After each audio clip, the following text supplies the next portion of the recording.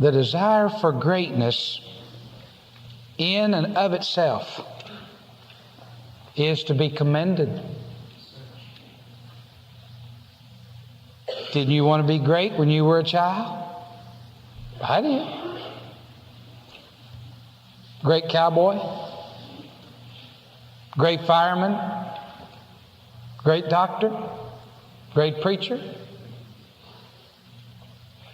Was there anything arrogant or puffed up about you for dreaming that way? No. The desire for greatness is in the realm of childlikeness. And so the disciples, in their zeal to have thrones next to His, the right hand and the left hand, are not to be put down. I always wanted to find someone who was all for God and have a position pretty close to them. Not because I thought I was anybody, simply because I thought anybody who had given all to God needed help. I picked off the shelf this morning a book from one of the greatest philosophers in America, who was my teacher, religious philosophers, Dr. Elton Trueblood. And I opened it up. He had signed, greeted me in person after some years when I went back for my master's degree. And then I had written from the chapel service that morning in which he spoke these words. The next thing to being a great man is to walk with someone who's great. The disciples were thinking of personal success. They were thinking, yes, of distinction and of prominence. But it's obvious they were not thinking of something vitally important. Success, but success without personal sacrifice. Distinction, but distinction without personal sacrifice. Prominence, but prominence without personal sacrifice. And that's why Jesus guided them, or began to guide them, in their desire for greatness. The evidence here for the disciples, as far as weightiness, is on the side of admiration. Maybe you've not heard of that before, but I have concluded that there's much to be admired, more to be admired about these men than to be despised. In spite of the ominous warnings that Jesus had shared with them about the cross. He said He was going to die. They heard it, but they didn't hear it. But I want you to look at this. They knew what He said. They just didn't understand. It didn't fit His coming into His kingdom. But they heard it. And they knew that He spoke truth, for He had said, I am the way, the truth, and the life. But in spite of the fact that He told them that He would die, that He would be crucified, that He would be delivered in the hands of men who would crucify Him, in spite of that, they had a strong faith in Him. In spite of the warnings of the cross, they had an unshakable loyalty. Their loyalty was absolutely unshaken. I like it so well when Thomas said, after Jesus said, well, I'm going to Jerusalem, they were very upset. And they looked around at one another, and Thomas, it would seem, shook himself and said, well, let's just go die with Him. If He's going to die, let's just go die with Him. It's not really living or dying, my friends, that gains our loyalty. It's just something worth dying for, or someone worth living for or dying for. Sometimes the popular songs are written, one I remember so well when I was young. What am I living for, if not for you? I got to have something worth living for. I got to have something worth dying for. The important part was that their faith in Him and their loyalty to Him superseded everything else, even those dire warnings of the cross. But they hadn't figured on sacrifice. That's why Jesus spoke to them about the cup. Remember what He said? Out of the King James, reading differently than what was read earlier today, Jesus said unto them, Ye know not what ye ask. Ye know not what ye ask. And yet, He saw their faith, and He saw their loyalty, and He saw that they would indeed drink of the cup given to them.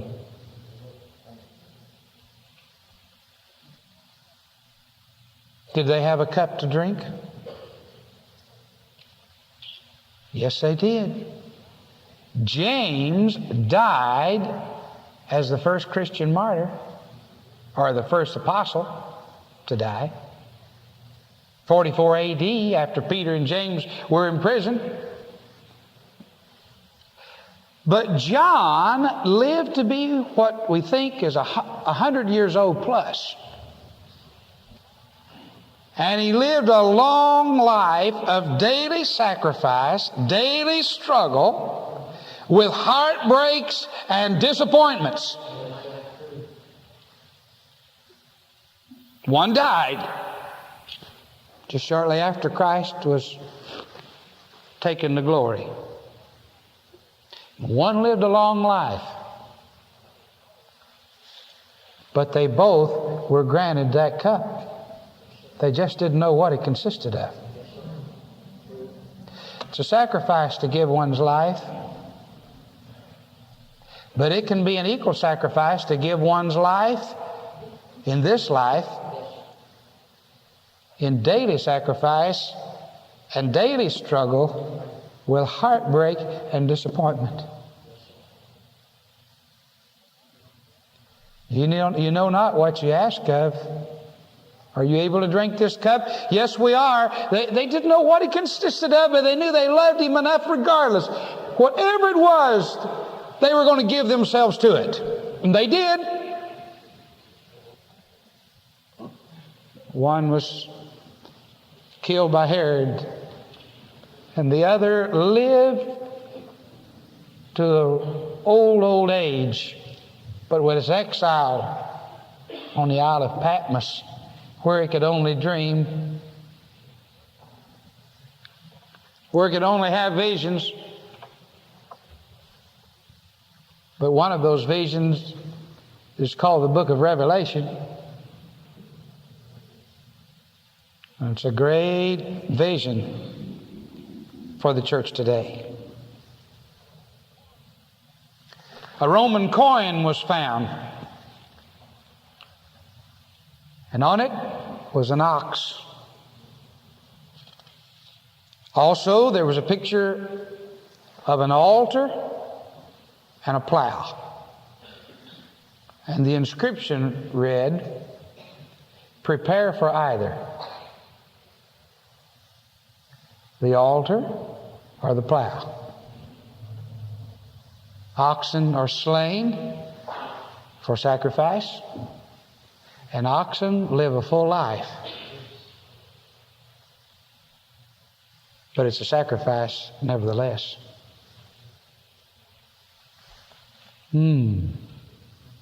Seems to me that might be good for us. If I ever find that coin, I want to buy it. An altar or a plow? Prepare for either. James went to the altar,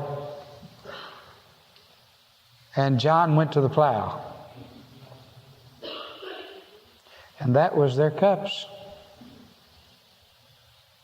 Jesus said our ambition must not be for power and dominion as the princes of the Gentiles. And I wish all of you could have been with me Wednesday night when I spoke admirably of Pharaoh, that is, the Pharaoh of Joseph.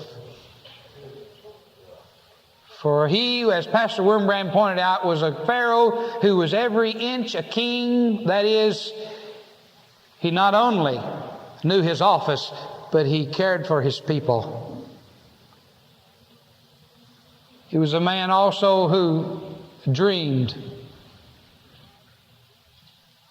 And because he was willing to unite with another dreamer, the world was spared. And the children of Israel were saved. And Pharaoh was a man who had no prejudice. How could he accept Joseph, who believed only in one God, when obviously there were many gods? How could he accept Joseph, who was a man of another color? And how could he accept Joseph when Joseph was a man who'd been charged with assault with intent to rape? That's what the sermon was around Wednesday night. And we had a great time. Great man Pharaoh was. Had more of a Christian conscience than a pagan conscience. He was not like the princes of the Gentiles that Jesus speaks of here. For these princes like to lord it over people. They're seeking for the power seat. They're seeking for dominion. It doesn't make any difference what kind of work it's in, whether it's in education or business or politics or the church. A wrong or a right attitude can make all the difference in the world. But it seems to me that religion can serve to hide the baser motive. Because who can guess that a minister wants to lord or have dominion over people? Or who can guess that an elder or a board of trustees member primarily has within his mind power? And it's happening everywhere.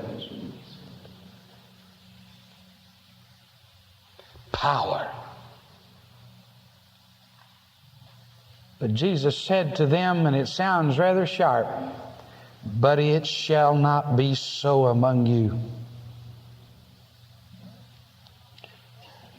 But it shall not be so among you. Whosoever will be great among you. See, he didn't say that it was wrong to want to be great. The fulfillment of a childhood dream. But if you really want to be great, let him be your servant. Let him be your diaconus, your deacon.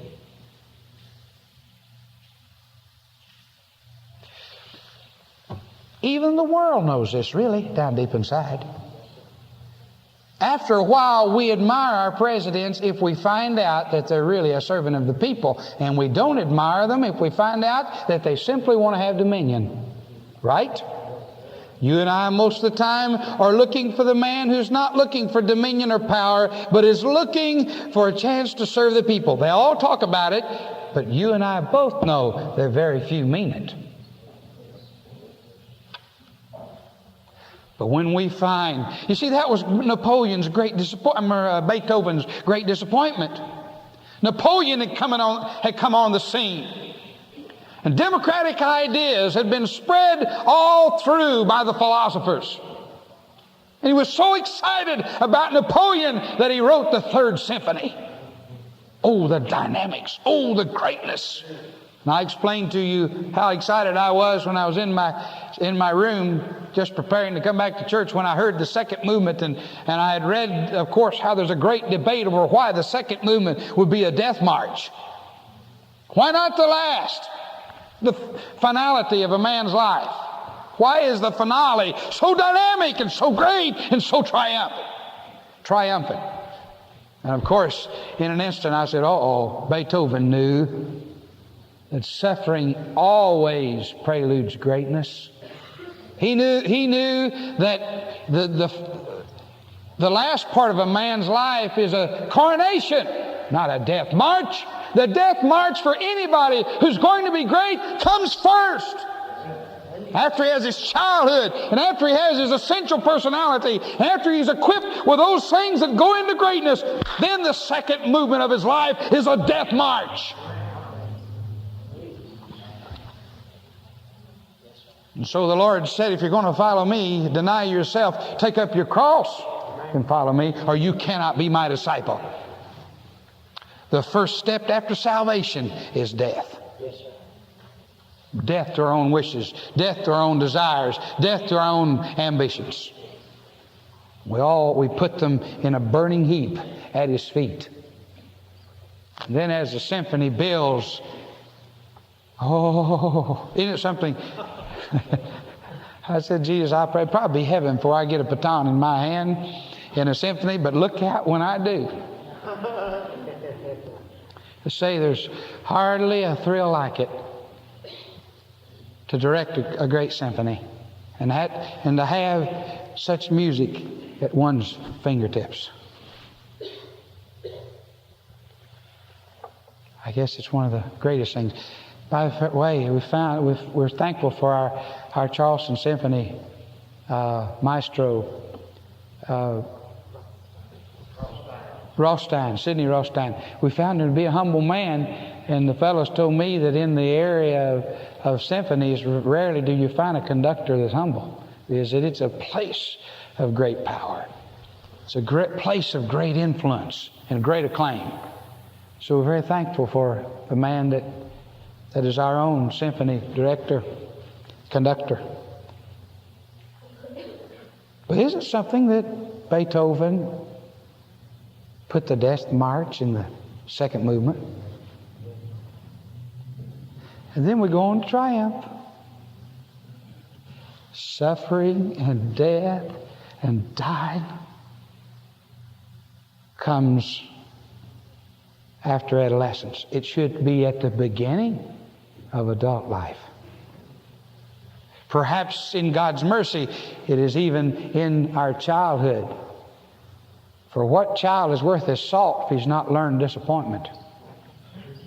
What child has learned anything if he's not learned to accept no and learned to accept and integrate failure in his life? If he hasn't learned it, he's not prepared for what's coming. I marvel at it. So Jesus is saying there's a movement in the symphony of your life you've not thought about. They said, we want to conduct a great one. He said, you don't know what you're asking. And of course, on the day that Napoleon declared himself emperor, Beethoven took the cover copy and ripped it to shreds.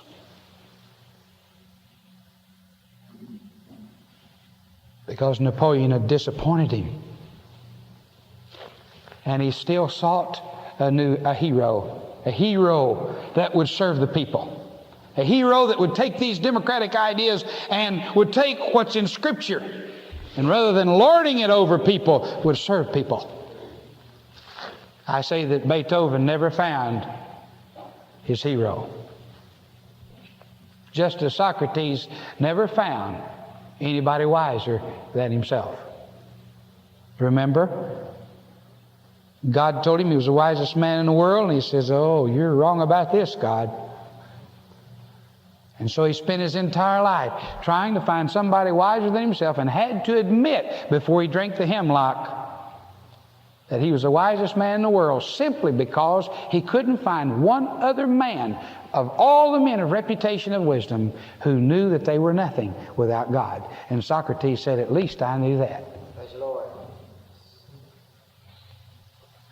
So Beethoven never found his hero. May I say that Beethoven's symphony, though, could be written for any one of the 11? May I say that they are worthy of such tribute? Thomas and all the others. The symphony is more for them, by far, than for Napoleon. Christian life is the reverse.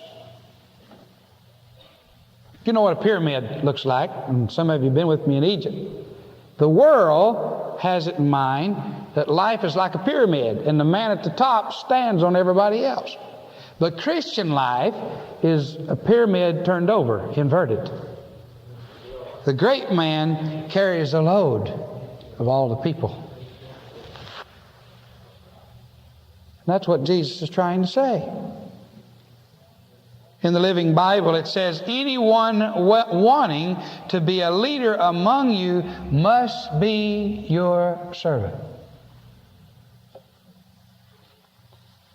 And Terry and Gavin and all the rest of the medical students, it's a hard, hard road to be a servant. But it's a cost well worth paying. For a doctor is the most admired man, the most admired person in all of the world. Lawyers have lost their reputation. Doctors have the highest reputation on the face of the earth. That's in recent studies. How much better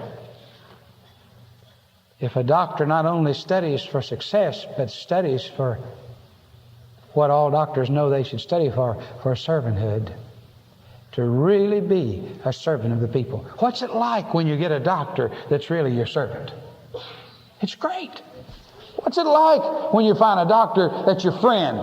I mean, if he's got a big office and a lot of staff, but he pays close attention to your case and puts his entire skill into solving your problem. It's a great doctor. Anyway, wanting to be a leader among you must be your servant.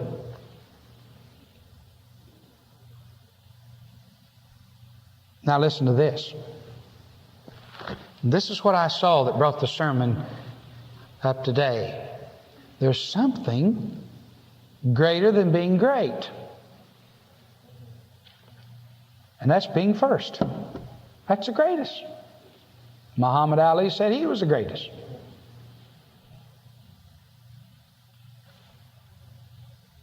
But whosoever will be first, whosoever will be chief among you. He said, some of you want to be great. Now, what I want you to do is learn to be a servant. But he said, whoever's going to be first.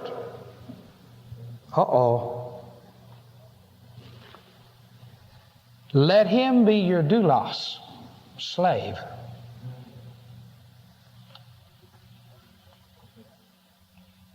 Servanthood will bring greatness, but slavery will put you at the very top.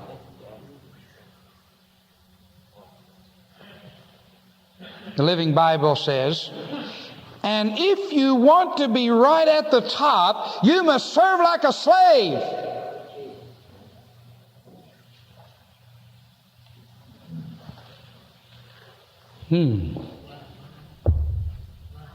Want to be great?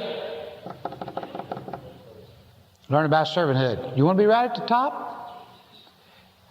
Then there's one degree of commitment greater. Serve like a slave.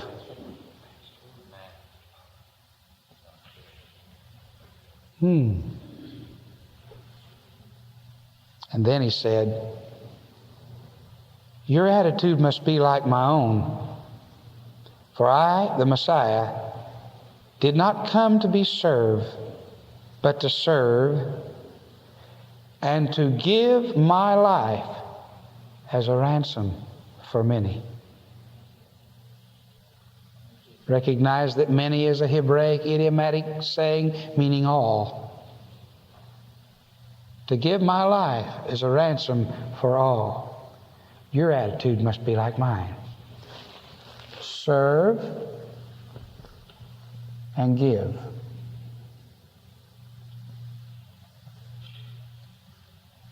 For God so loved the world that he gave his only begotten Son, that whosoever believeth in him should not perish but have everlasting life. That's John 3:16. But 1 John 3:16 is similar, but it talks about us. Hereby perceive we the love of God, because he laid down his life for us, and we ought to lay down our lives for our brethren.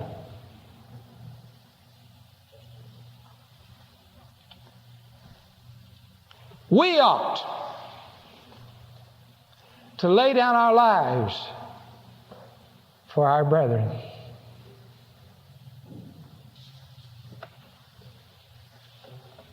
Is there anything greater than seeing your brother or your sister helped and lifted? That's the essence of nursing too, isn't it? But we all have a ministry, for we all are priests of God. And we lose sight of our own life.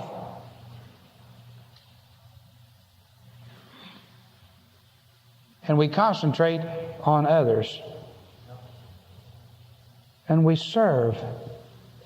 In fact, we go to the very top if we serve like a slave.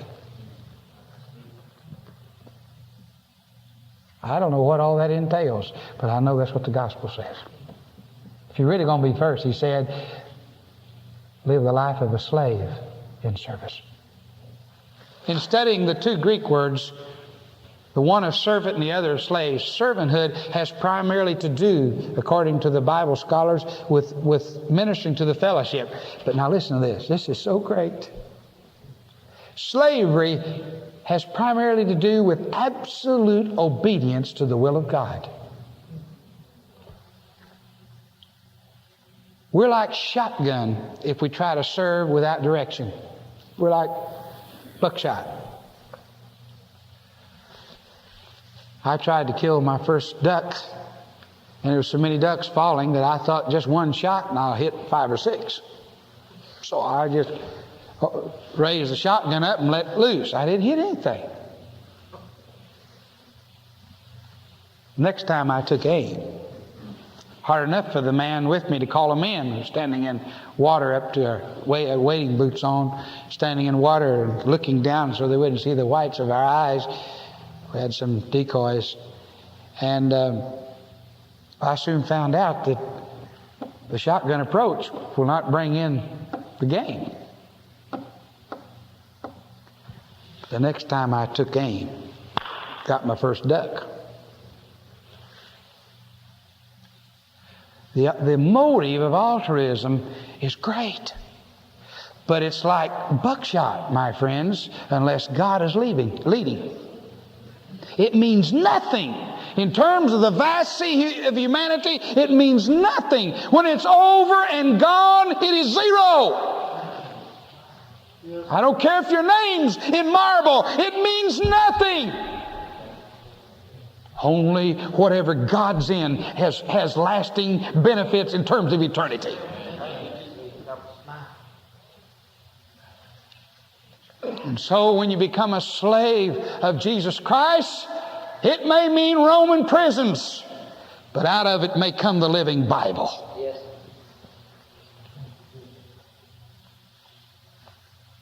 If you're going to be first, be absolutely and exclusively His slave.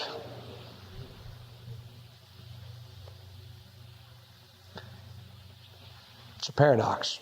Then we have freedom. Freedom's not the highest goal. Volunteer love slavery is the highest. It's to find a leader to give ourselves utterly to. The men around the president know what I'm talking about. Edwin Meese, James Baker, Michael Deaver, if I pronounced that name correctly, the 3 most important men around our president, they know. and their families know that they live 24 hours a day open to the call of the President. They work longer than he does. They're supposed to. Their entire lives are geared to making his office a success. And they're right. And it's been so astonishing to me that when anybody in the Christian world tries to do the same thing, man follower,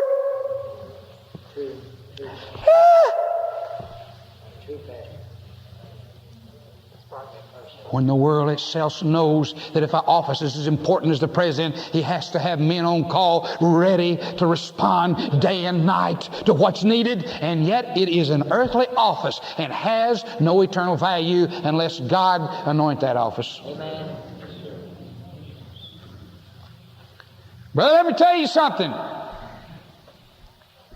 If I'd been in the back of the days of the disciples, I'd have found myself a James or a Peter or a Paul, if you please, and I'd have glued myself to them, brother. By God's wonderful grace, you couldn't have gotten me apart.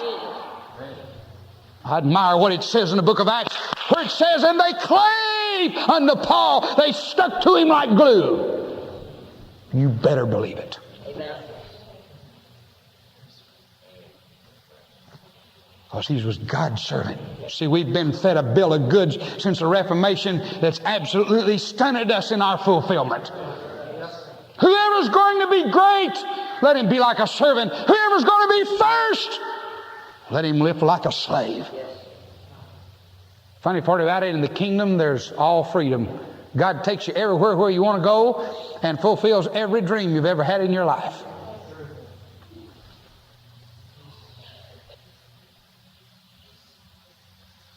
I must say it again because I'm impressed to do so. If you're called to preach, you better be living the life of a servant or the life of a slave now, or forget it. Because many such are called, but very few chosen. Forget the compensation, forget the power, forget the glory. That's in God's hands. Just fall so much in love with people and have a burden for lost souls so much that you give your entire life to serving and to helping and to encouraging.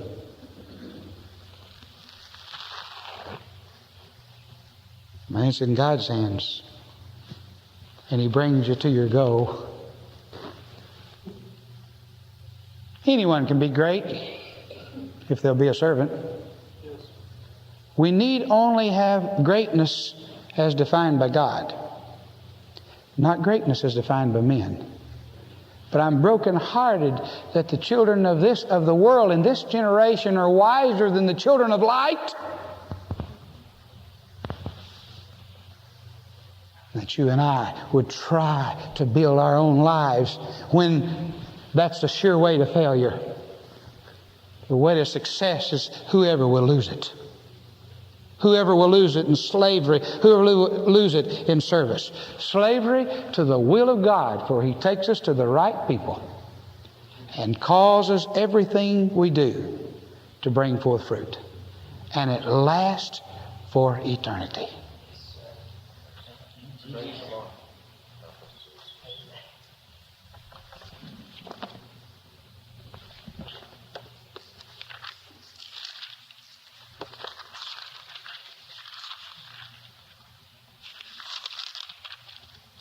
Even as the Son of Man came, not to be ministered unto, but to minister, and to give His life a ransom for many.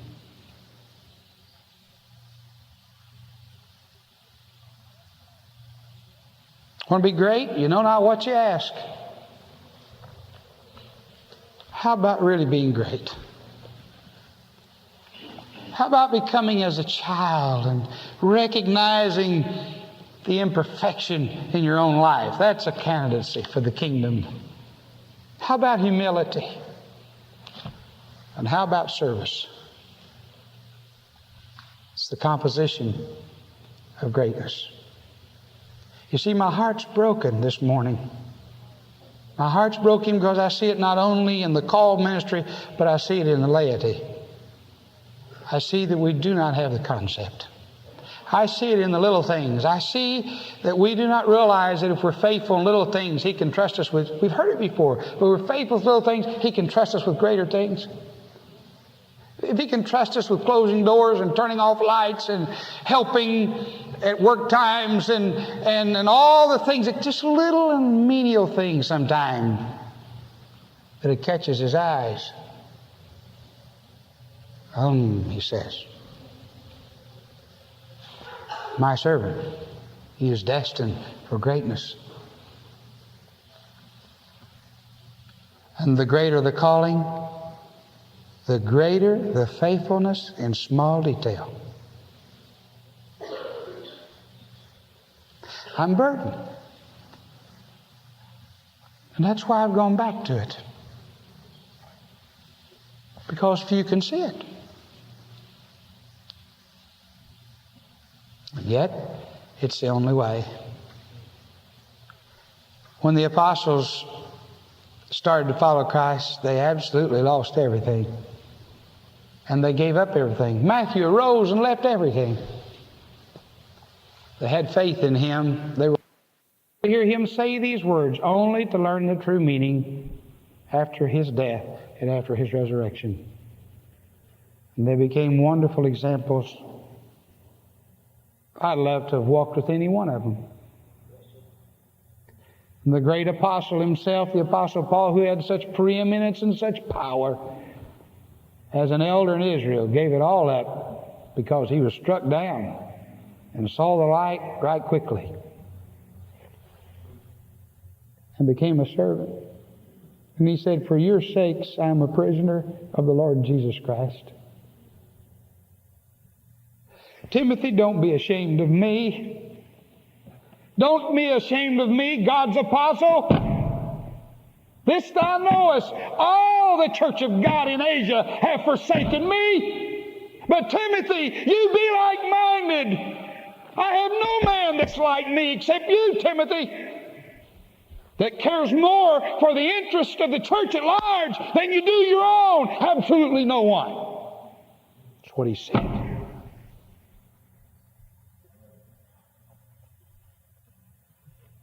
God's looking for somebody. I don't even know what hen's teeth are, but they're scarcer than hen's teeth because I don't even know what they are. More scarce than that are great men. Let us stand for prayer.